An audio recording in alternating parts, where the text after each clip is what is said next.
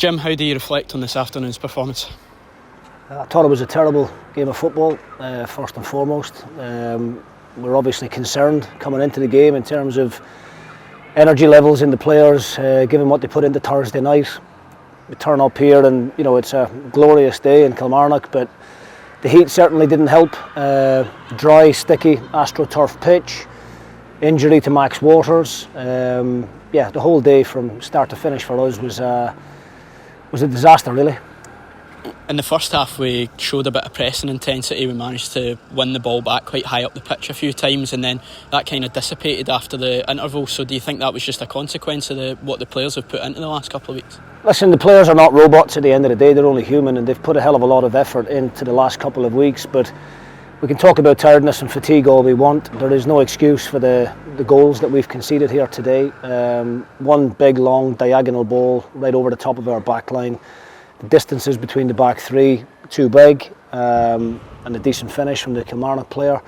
And then the second goal, it's I need to choose my words wisely, but it's extremely disappointing that we've found ourselves conceding from yet another set play. We work hard on them on the training pitch. We identify markers and key players for the opposition. And when you're out there, you need to take responsibility in those situations, and it's cost us in the last 3 games. And there's no hiding from that. It's simply not good enough. That's been kind of the running theme of the past couple of weeks. So is there much more that you can do as a manager to stop those things from happening when the players cross the white line? Ultimately, it's up to them to stick with their man and clear their lines properly.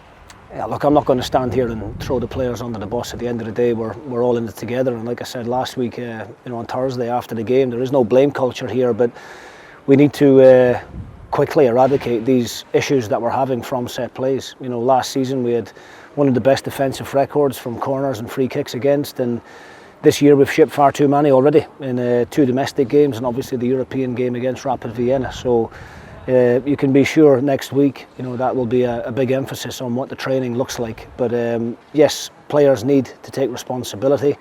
They need to talk and organise and communicate, and we need to be more aggressive in those situations, because we certainly don't want to get a tag as a team that is nervous when set plays are happening. So we've got enough physicality. I wouldn't say we're a small team. We just need to be a bit more aggressive, and we need to anticipate things. It's a deep, wide free kick into the back area. It's a free header, and then we don't react to the second ball. And Lyons obviously gets a decent connection on it and ends up in the back of the net. So I thought it was, as I said, a terrible game of football. We were laboured and slow in possession. We never really offered anything in the second half going forward. We lost possession numerous times in the forward areas. And yeah, we got sucked into a physical battle with Kilmarnock, and I thought that they won the majority of those individual battles. 2 big, strong, aggressive strikers. Kelly are probably one of the most direct teams in the league. They're good at what they do. They get the ball forward early, they get midfield runners up and beyond it, and we quite simply didn't deal with that aspect of the game well enough. I know there's only so much you can say about refereeing performances, but the way that the game was officiated was hardly conducive to a free-flowing game of football as well. I lost count of the amount of yellow cards that were distributed in a game that there was very little bad tackles in.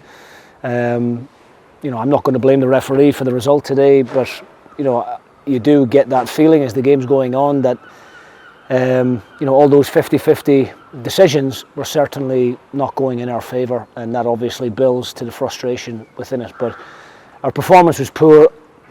As I said, I had a real concern about this game and about what we were going to be able to get out of the players in terms of energy levels. The fact it was 30 degrees here today as well on a sticky AstroTurf pitch, certainly didn't help. And we find ourselves knocked out of the League Cup far too early. One of the only positives I guess you can take from today, fabulous goal in the first half from Owen starting to get his back level. That will do his confidence the world of good, given that chance he missed against Rapid Vienna midweek, won't it?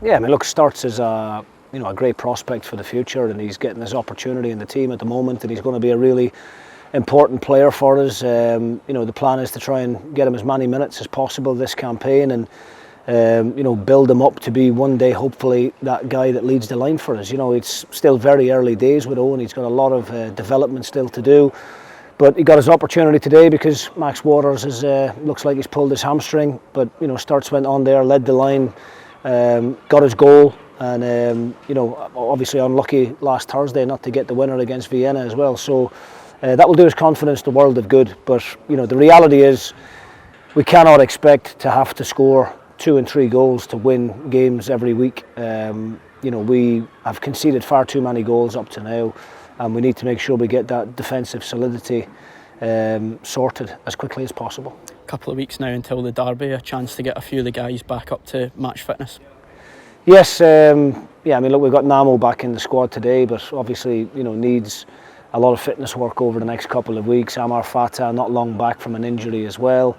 And you know, we'll assess the rest of the squad. It'll be, you know, unlikely that we're going to see the likes of Trapanovsky, Graham, Strain. You know, Waters now out for a little while. Obviously missing Sapsford today is another big blow, and it just feels as if, you know, all these little things are going against us at the moment. But you know, we certainly won't feel sorry for ourselves. We'll get back on the training pitch. We'll work harder and make sure that when that derby game comes around, we're ready and we're prepared.